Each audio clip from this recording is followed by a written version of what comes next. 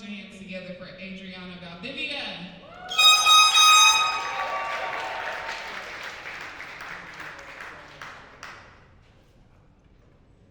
Hello, everyone. Nice to see you today. Thank you for staying this long at the conference. I know it's been a good 3 days.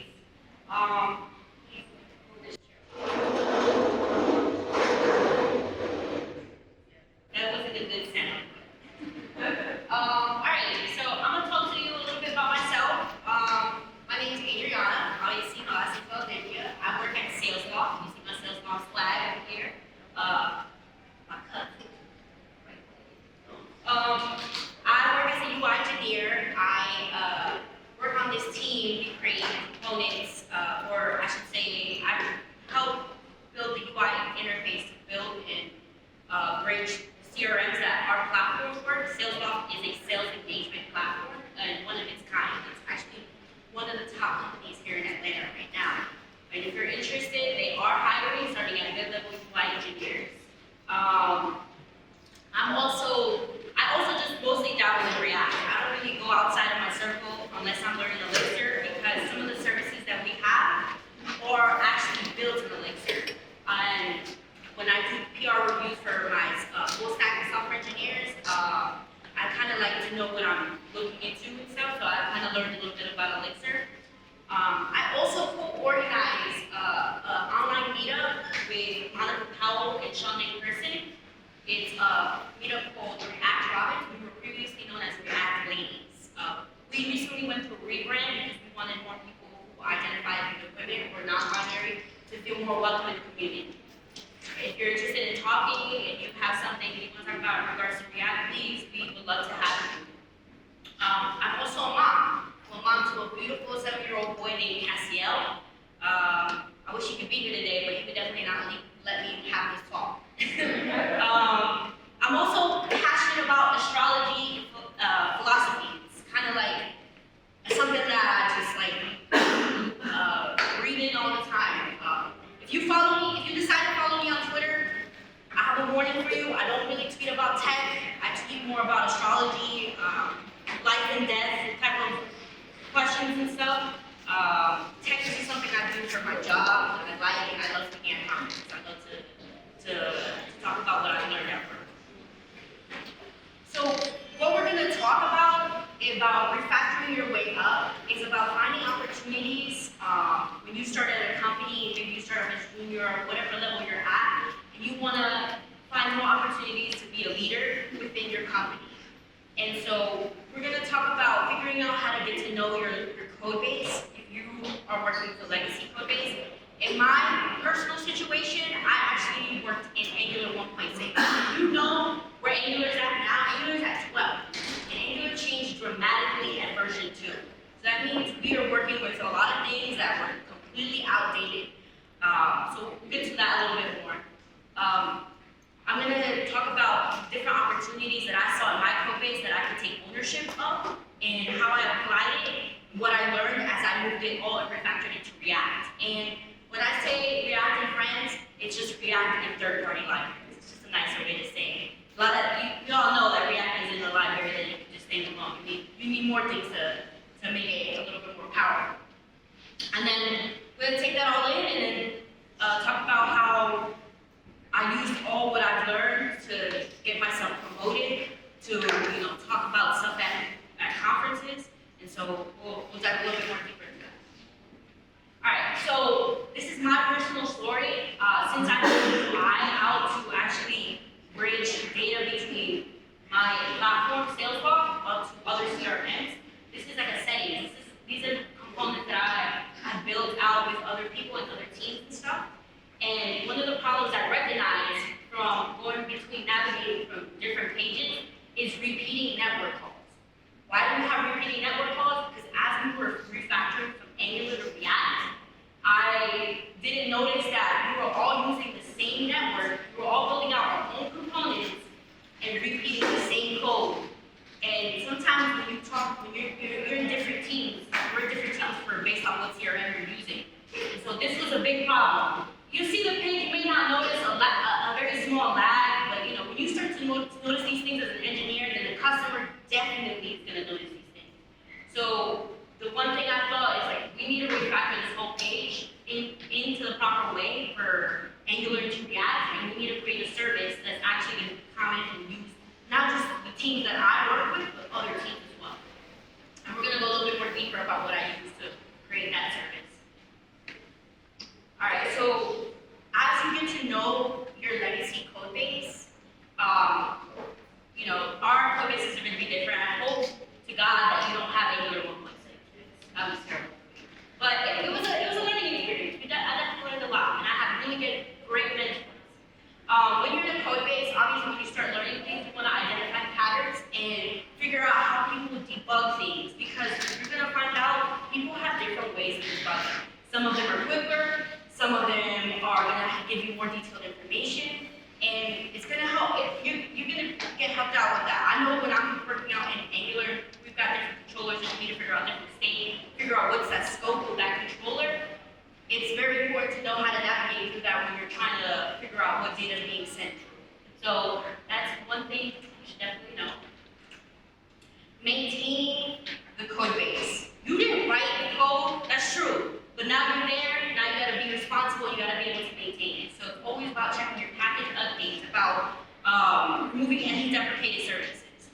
At my company, we actually have a full UI kit library that we built out, and we have usable components, so we're never reinventing the wheel ever again.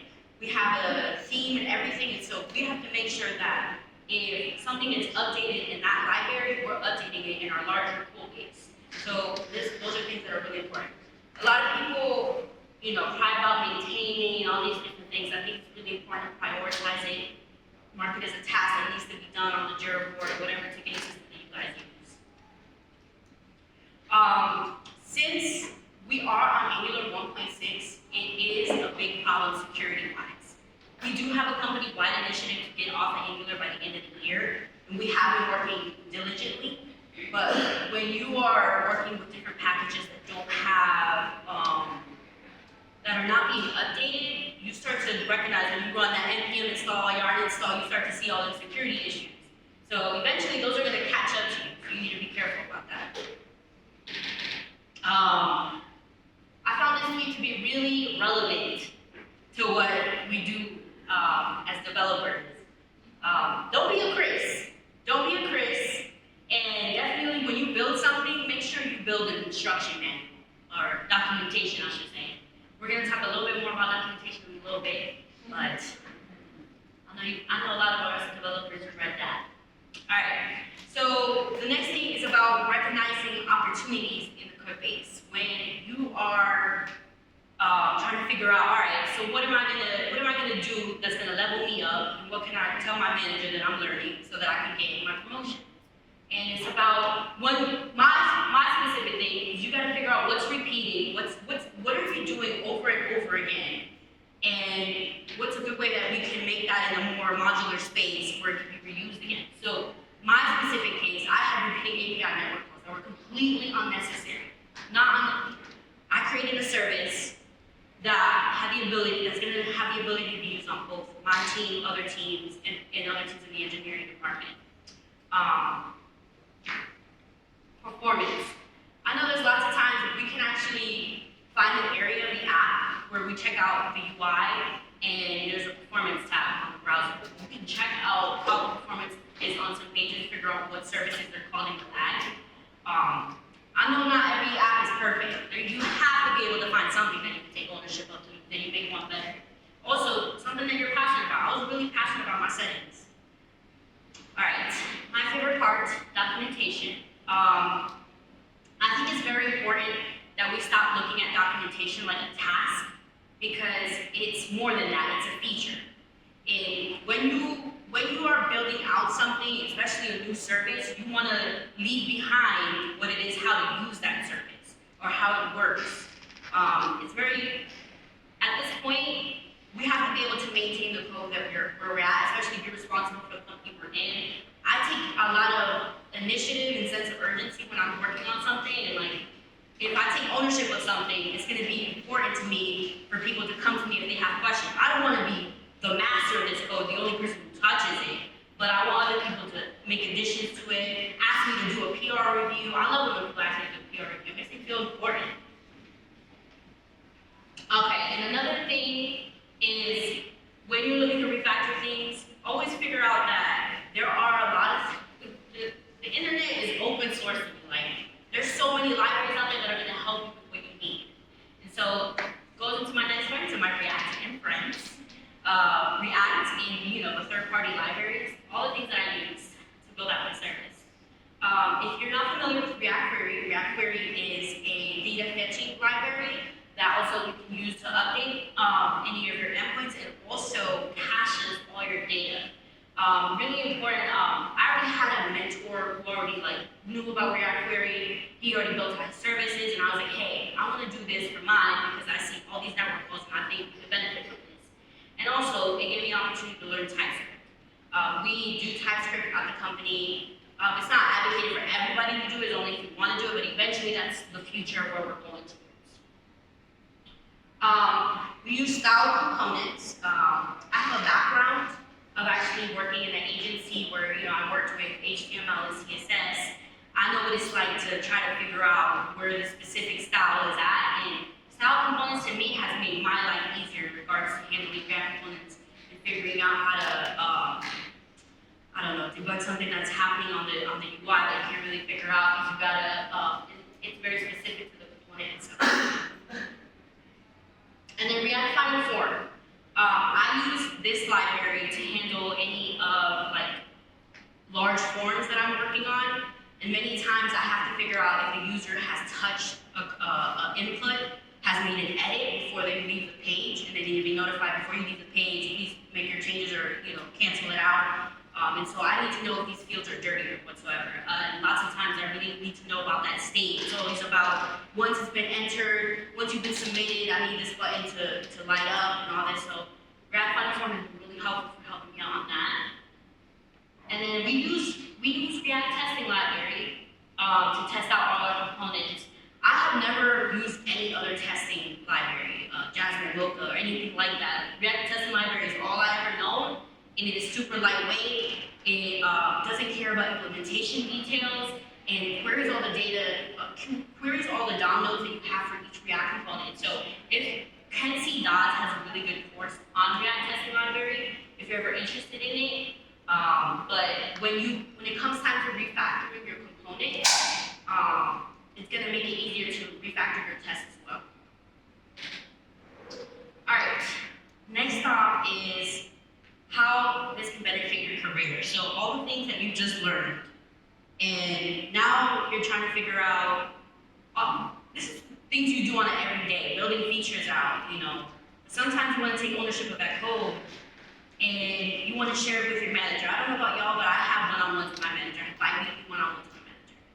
I don't want to always talk about, my personal life, but I do want to talk about what I'm doing at work, and how I'm learning, and how I'm getting better. So I think it's really important to always highlight what it is that you're learning, especially if you've taken this initiative to make some part of your code base a little bit better. Another idea is that when you decide that this is an area of the app that I want to take ownership of, take the initiative to break down the work, there's an idea that you've done this one time and you found this new project you want to take hold of. You want to showcase, hey, I've done this before, you can rely on me, I can do this. And you're going to get offered leadership opportunities for that. Well, another thing I should mention that it's really important that when you take ownership of an area, don't think of it as an idea people are going to make me want to just do this. If you actually write documentation for the area that you have owned, you can empower others to want to contribute to what you've done already. And then doing what I'm doing right now, just speaking of the experience of what it is, it's full circle right here. I like speaking because overall it helps me with communication. I can define my learnings to other people, help them advance their career. I look at these small things and I try to break it down. Like, I can do this and I can do that. I can get better this way, and I can get people to recognize my value. This tweet right here, I saw it the other day, not very far away, and I thought it was a good sum up of exactly what being a developer is. you're gonna experience problems, and it's gonna be problems that you've never had before, and the only way to get better is to actually learn how to break it down slowly. And so you'll get better as you progress in your career. That things that took you took you time to fix is gonna take you little time at that point when you're a senior. I mean, it's not easy, but you're gonna get that experience over time. So I really like this tweet talking about ambiguity, because there's just so much in the space that you get to learn. But that is my head. If you guys have any questions, I will be in the Q&A room. Thank you.